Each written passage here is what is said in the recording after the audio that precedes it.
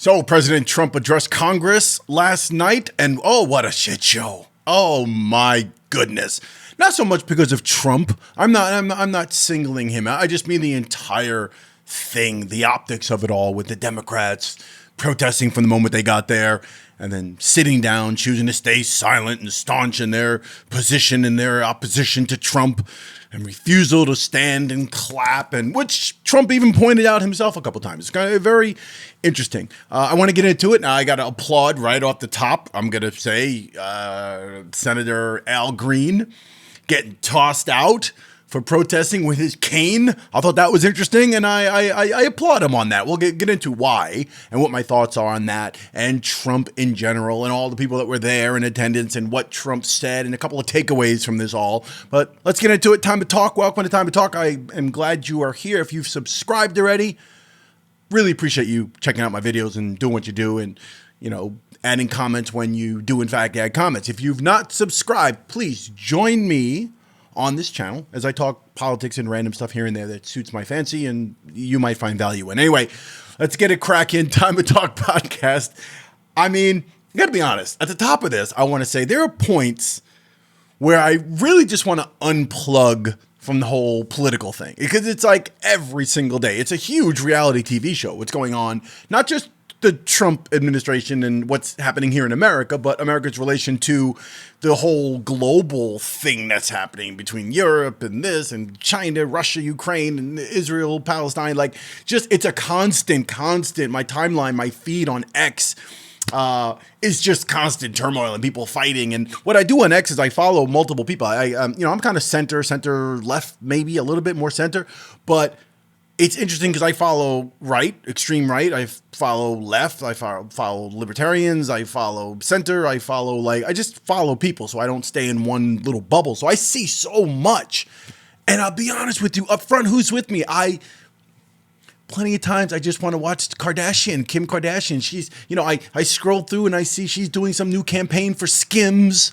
And I see her on a beach doing her photo shoot and all the behind the scenes stuff. And I'm like, I'd rather just watch that. It brings a smile to my face. It's a dopamine release. Anyway, let's get back into the politics. Trump does his thing. Okay, so there he is, right? J.D. Vance behind him, Speaker Mike Johnson behind him, which is interesting because they have to do the whole sit, stand every time Trump says something and everyone starts applauding. Those two got to sit, stand. And I'm sure all the Republicans in the House were doing that. Not all of them, but Vance and Johnson being dead center camera behind Trump, they've got to do the sit, stand. Try to imagine if they didn't do that. Like, what if one time they didn't sit, stand? And what if later on, would they be reprimanded by Trump and company? Hey, it was a couple times you didn't stand. Why not? Curious to know how that would work out. But anyway, Melania, obviously, there in attendance. And I just can't get past, and this is no slight or dig against Melania Trump, what she looks like. She's not my personal type. That's just me. So all the MAGA supporters, don't hate on me. Don't treat me as if I'm disparaging her looks and she's not an attractive woman. I think she's an attractive woman to a certain point. Not my type. But what I do find fascinating is the forced, frozen look on her face. Right? You never really feel a genuine sense of happiness and pride coming from her when she looks at her husband or looks, towards the crowd, to the cameras, and he's speaking. You just don't, like, she's got this frozen look on her mouth. It's like a forced smile, and then those cat eyes are it's like a forced stare of whatever. There's no real true emotion or a genuine smile from her. That's just my observation. Again, do not come for me because you're a Melania Trump fan and you have a pinup of her somewhere in your office. Like, please, stay away. I'm going to start with the obvious. Or I'm going to start with the Al Green dismissal. Okay, Congressman Al Green, Texas, I believe, gets booted out for being disruptive. Now, there's probably times in the past where Republicans should have been rejected for standing up and saying things and blurting out crap. However, in this particular case, he was not backing down, and he had his cane and he's pointing his cane towards, some could take that, Secret Service could take that as threatening. He's pointing his cane. What if he felt like throwing that thing? Right? So to be fair, I probably think he should have been booted out. He got out of line, right? However, with that said, I applaud his protest. If you're going to protest and you're going to stand up, you're going to make a stance, then make a stance. Don't half-ass it with little signs and folding your arms, sitting in your chair, refusing to stand. Pelosi and company. Don't Hakeem Jeffries, don't sit there quietly and I'm refusing to stand. Nah, we don't like him. Come on. Green got gangster. He said, you know what? If I'm going to protest, I'm going to protest. There is no mandate. You have no mandate for Medicare. He's talking about Medicare, cutting of Medicare, and Trump doesn't have a mandate for that. Some would argue the point that he was elected and by a majority of the popular vote and everything else. So he won, and there is maybe a mandate, right? But not to cut Medicare. This is what Al Green is talking about. And they booted him out. So I end on this note. I applaud him because he got gangster with it. He didn't just sit there with a little funny sign and fold his arms. He stood up and made a stand. So good for Al Green. Now, let's get into Trump's speech, right? It's just the usual, even when he's reading from the prompter, it's just the usual fifth grader. To me, what it feels like a bratty child talking, right? Like a bratty child where all the adults around him have to support him because you ever see the movie The Toy? There's a movie called The Toy. So early 80s flick with Jackie Gleason and Richard Pryor. And this little bratty kid who's Jackie Gleason's kid, he's like a rich owner of like land and real estate and stores and stuff. And he has a kid, and it's kind of controversial because he purchases Richard Pryor to be his toy for a week while his father is doing business.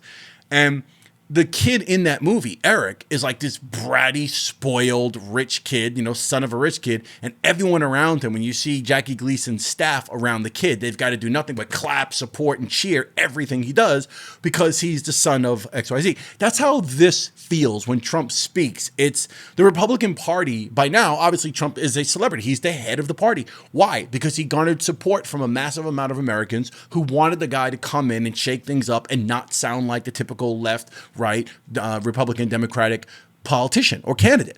So that's what Trump represents, and it worked. So he became super popular. The gravitas of Trump, the reality TV star persona, the thing that he brings to the office, that he brings to television, to America, it works, and that's what got him elected, right? It pisses the Democrats off because they don't have anyone like that themselves, but that's what sells Trump. But nonetheless, they all have to, I can guarantee you most of the respected, educated, political sort of trained people in that room, J.D. Vance being obviously right behind him, the vice president, these intellects, these people who can speak, they got to be laughing under their breath. They just stand there and clap and applaud because right now it's working for them. You're not gonna poke fun of the person that currently got you where you are. It's working for us. Let's get behind him. Again, I need to remind you, the Republicans couldn't stand this guy. When he first ran, they wanted this guy gone. But he garnered so much support, and it worked, and he became super popular, so he took over. You have no choice but to get in line. Marco Rubio, think about little Marco, all the people that he insulted and offended, like on really serious levels. He offended. Now, I'm not talking about little digs. He just offended the hell out of people. And yet they're all behind him and they're all supporting him. Hey, he's the man. But realistically, they know he's an obnoxious blowhard. Like, it's just crazy to watch. And he went through his speech basically highlighting his accomplishments in the last 43 days. And all the executive orders that he signed with his big Sharpie. I'm going to sign this, right? It's going to be big, better than anyone.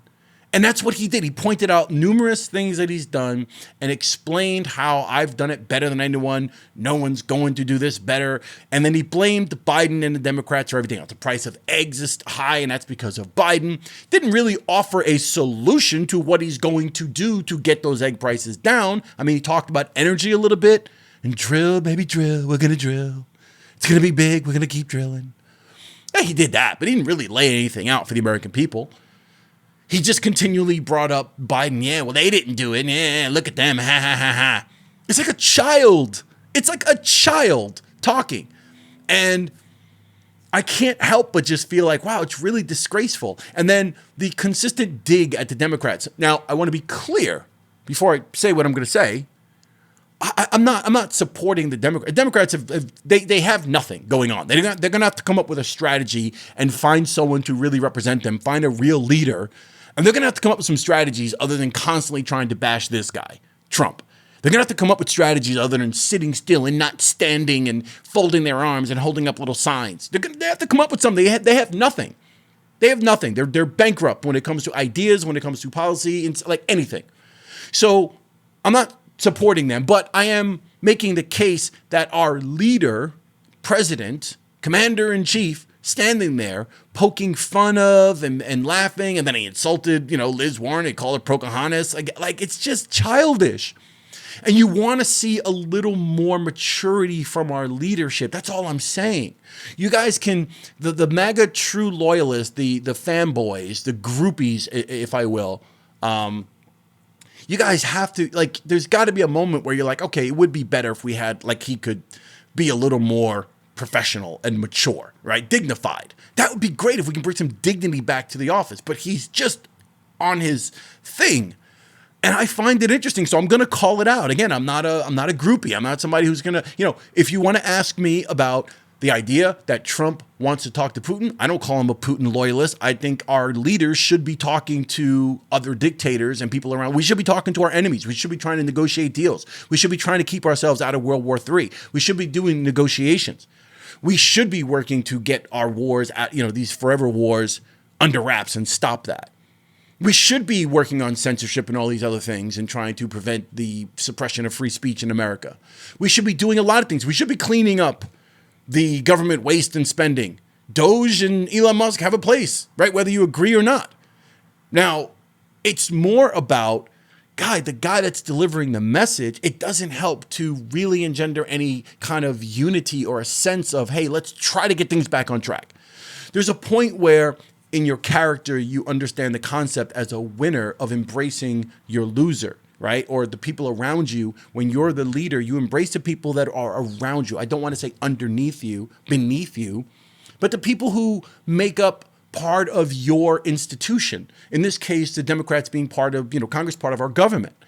You can't just continually berate people and do it nationally, do it on a public stage, and expect things to really get better for the most part. He's going to do what he's going to do. He's going to do cutting and whatever he wants, but just think of how much better it could be if he could just get this much, a modicum of respectability and some sense of unity in his speech.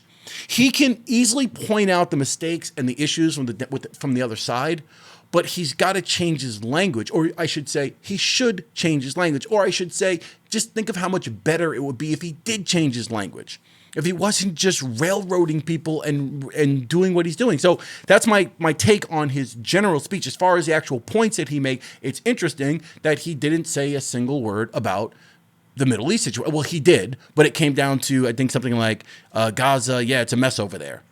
Something along those lines, right? Big changes coming. Yeah, it's a mess over there. It's a bad place. That's all he said. Big changes are coming. Yeah, we're looking forward to Trump Hotel. Well, the Israelis are looking forward to the Trump Hotel and palace and casinos. And once they basically transfer 2.1 million Palestinians, brown people, out and shift them over to wherever they're going to go, wherever it's going to take them. That's all he said. He didn't really get in too much when it came to Ukraine, the situation there, which, breaking news, well, not breaking news really, but find out that Zelensky sent a letter now saying, hey, my bad, next time I'll wear a suit, and I'm ready to do those negotiations. Let me know. So he sent a letter, saying he was ready to negotiate peace with Russia under U.S. leadership. A letter. I was kind of like, what does that mean? Does that mean like an email, or was it like a physical letter? Did he handwrite a letter and send it? I don't know how that works. But anyway, this is what's going on with Ukraine. Again, Trump mentioned it, but really didn't get into any details on any of it. So it's kind of just, again, him bragging, saying a few things here. He talked about DEI and the whole woke thing. Mind you, when it comes to DEI, I gotta wonder, my black brothers on the right, on the Republican side, in the audience there, standing and clapping and applauding their great leader consistently over and over again, would they be considered DEI hires? Gotta question that. I don't want to insult or throw insults at anyone in particular, black Republicans, conservatives on that side last night. But I gotta wonder: are you not the DEI hires in the Republican? Aren't you? I mean, I guess you're elected DEI. I don't know how that works, but that's kind of how I see it. Then we have, of course, DJ Daniels, who was made an honorary Secret Service. He's a 13-year-old cancer, he had a brain cancer patient who wants to be a cop. He's always dreamed of being a cop. And Trump, I love the blacks, love cancer patients. He didn't say that, but that's what his thought was, and that's probably where it would have went if this wasn't scripted per se. But so I thought that was an interesting moment. I thought that was great, and I'm glad he chose a black. I don't think it was an accident. They chose a black 13-year-old kid to have that discussion when it came to talking about cops and the death penalty for people who kill cops. I thought that was interesting. I think it's damn shameful that the Democrats couldn't at least applaud that or cheer for that. Have a moment where you go, okay, there are a few things outside of partisan differences. Like there are a few things we can all agree on. Can't we at least give him that? Just give a little cheer. You don't even have to stand up enthusiastically. Stay in your seat, pick your ass, do whatever you got to do, but just give a applaud for the kid. It's a 13-year-old cancer patient who wants to be a cop, who just had a moment of his life just there, being made an honorary Secret Serviceman by the President of the United States. Again, outside of what you think of Trump, it doesn't make a difference. He's the President of the United States, and a 13-year-old boy who's probably nowhere near wrapped up in the political situation or nearly as partisan as us adults are. This guy, it made his night. This kid could be dead. We don't know. So I pray for this kid, and I hope he goes on to do great things. But it's a damn shame that the Democrats couldn't simply just take that moment to show him some love. There was another young man there that was that stood up and was honored for getting into West Point. They announced that they're going to accept him in the West Point. Again, I don't think the Democrats even showed any kind of love for this kid. I think he might have been 17 or 18 or something, high school athlete, and Trump highlighted him.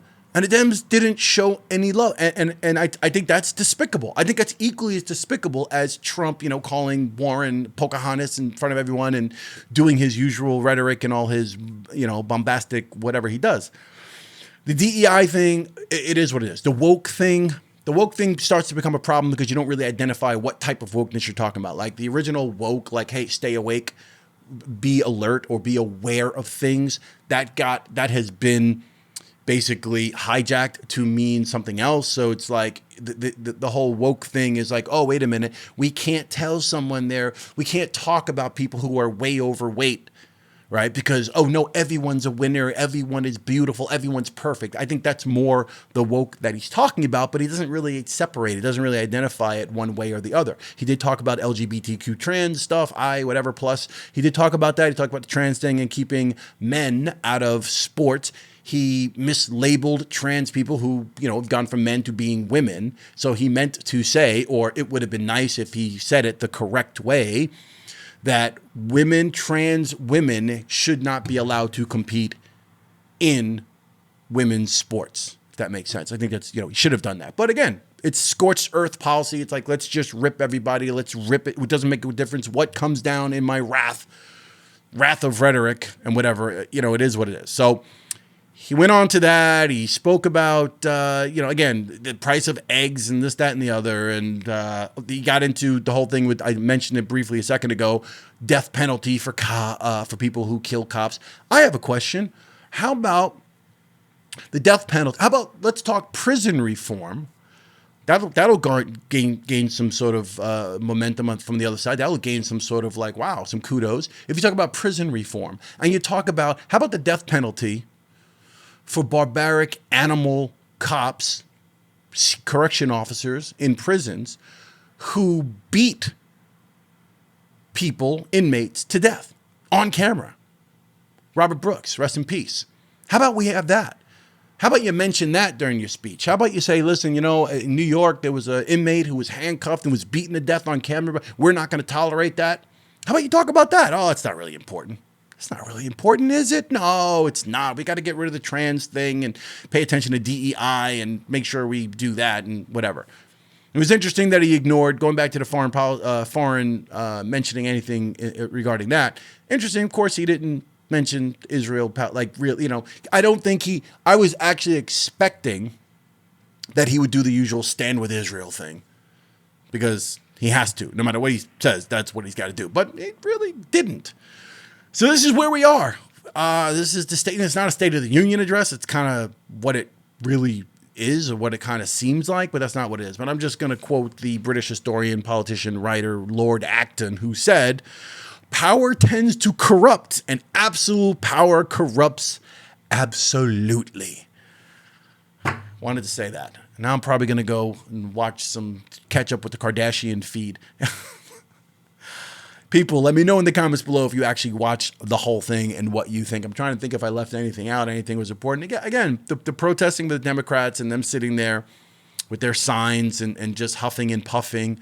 I really wish they would come up with some strategy and do something, make it a fair fight. Right now, it's like watching a really uneven, unmatched fight, like where people are out of their weight class, or it's an outright it's a killing. Like it's like watching a brute just beat up on someone who has no chance. The Democrats have no chance, and they cannot continue to rely on trying to punish him and trying to get him and point out things about him. It's just really pathetic. And Al Green, I'll end on this note. Al Green, again, who I applaud for his stance, outside when he was interviewed, he mentioned that he's working on his articles of impeachment. Dude, give it up. Not going to happen. The man is not going to be impeached. You can continue to go down this route of we're going to get rid of him. He's a criminal. He's been convicted. It's not going to happen. He's not going anywhere. He's not going anywhere. Your best strategy, Democrats I'm talking to, is to come up with a leader, come up with the leadership, come up with a plan, work to address the concerns of the American people. Stop trying to censor things stop being in bed with billionaires and all that. And again, Republicans and Trump doing the same thing. But re-strategize. Go to the table, re-strategize, and come up with a better plan than trying to run some random person, vice president who had no chance in hell. Okay? Don't try to get Obama to tell black people how to vote and what to do and what we should be doing. Come up with a new strategy. That's it. Time to talk. Comment below your thoughts. Hit the like button on the way out. I really appreciate that. And do not forget, if you've not subscribed, subscribe, and you'll hear me talk about all this crazy stuff and express myself as I'm doing. All right? I'll see you on the next one. Peace.